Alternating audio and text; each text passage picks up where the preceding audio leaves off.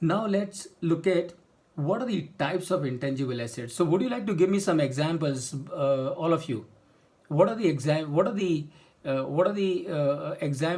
that you would like to give as regards to intangible assets? So what are the intangible assets according to you?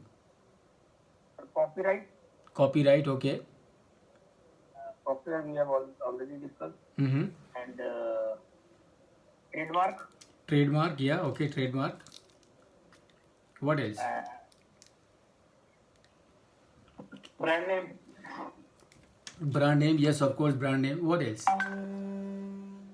What else? Okay. Now let me tell you, friends.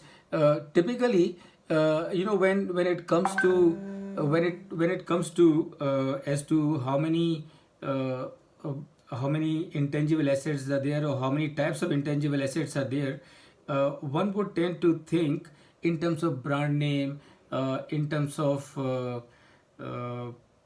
copyright, in terms of goodwill, in terms of software, and things like that.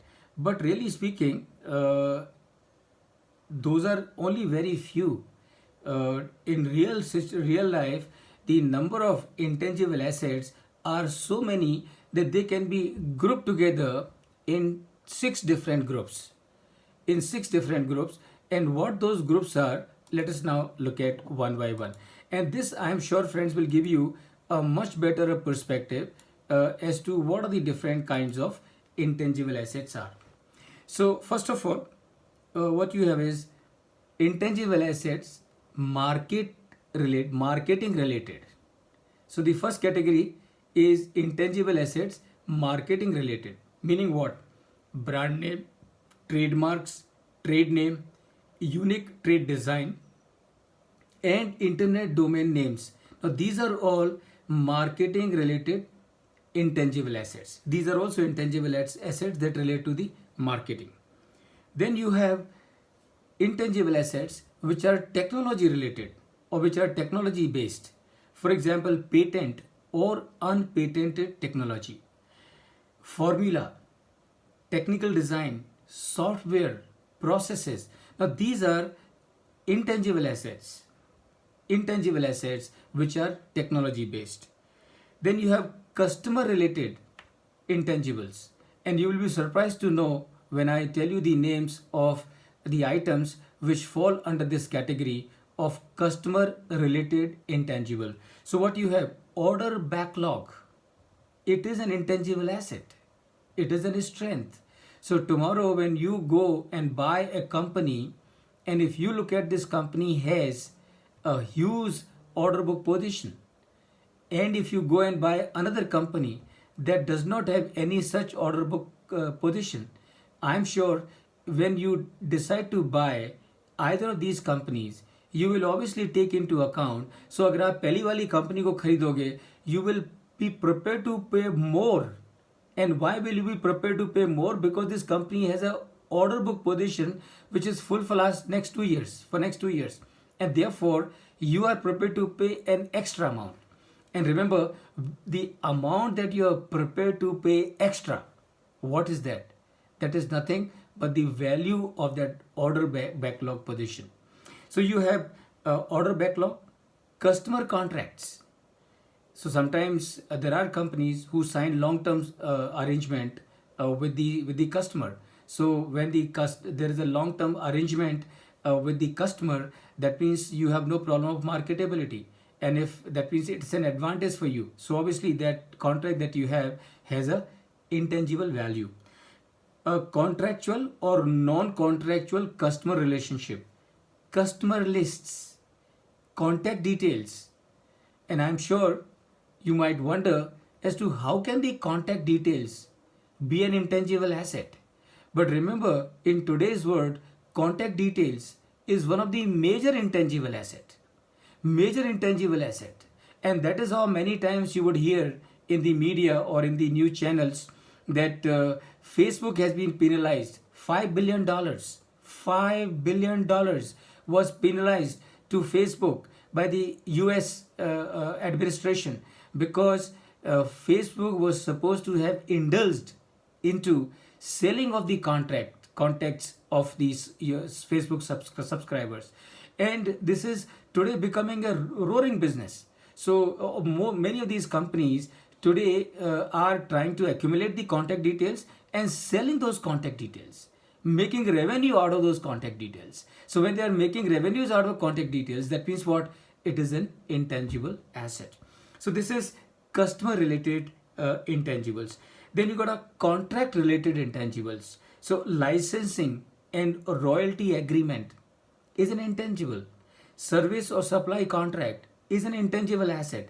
Lease agreement, intangible asset.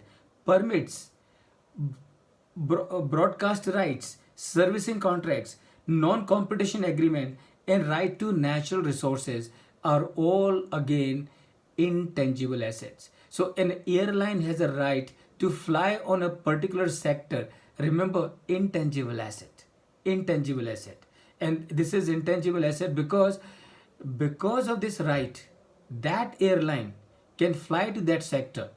And since it can fly to that sector, it can sell the tickets. Since it can sell the tickets, it generates the revenue. Since it generates the revenue, it will make profit. And that is how even the rights for flying on a particular sector is also an intangible. Spectrum is an intangible asset, right? So these are the examples of contract related intangibles. Sir, what is right to natural resource Yeah. rights? Okay. The right to natural resources is it can be a mining, Puneet. So you have taken a mine on lease, right? So when you have taken a mine on lease, it becomes a right to natural resources.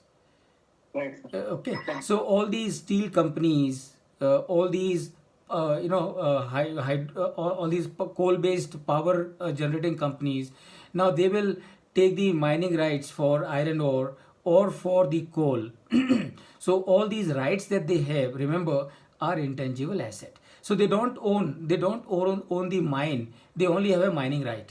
So that is a right to natural resource, and that is your that is again an intangible asset. Artistic related intangibles, so plays, books, TV serials, films, concerts, music, and other recording of commercial values are also intangible assets. Why? Because all this will result into, in one way or the other, for generation of income or of saving of the cost. Please remember, both are same. दोनों से एक ही बात है. अगर कोई intangible asset आपको income generate करने में मदद करे या फिर वो इंटेंजिबल एसेट आपको खर्चा कम करने में मदद करे, ultimately it is adding to the bottom line of your business. Since it is adding to the bottom line of your business, it has a commercial value. Since it has a commercial value, it is going to be classified as an intangible asset. And finally, others.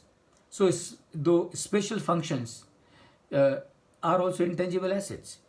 Educational programs, intangible assets, right? So the training program that we have nowadays, I am sure you would know, there are a lot of softwares are available, where you can record your session, upload it, and since you have recorded it and you have uploaded, because of that uploading, you are able to generate revenue, you are able to earn revenue for yourself. So it becomes an intangible asset.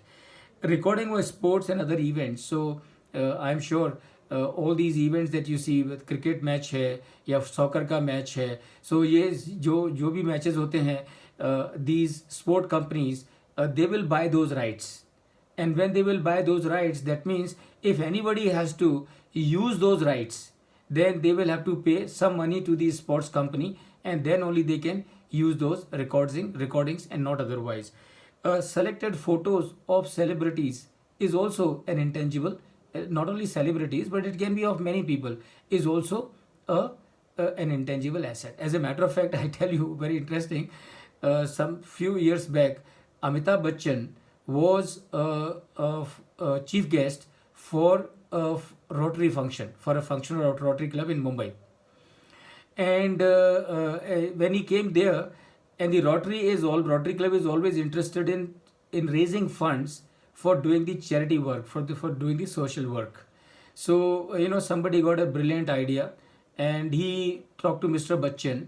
And after talking to Mr. Bachchan, he made the announcement on the micro speaker, and he said, anybody who wants to shake hand with Mr. Amitabh Bachchan can do so, provided he commits donation of $1,000 for the Rotary Fund.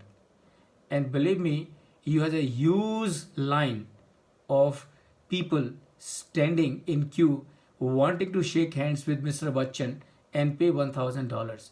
So remember, Mr. Bachchan's handshake is also an intangible asset.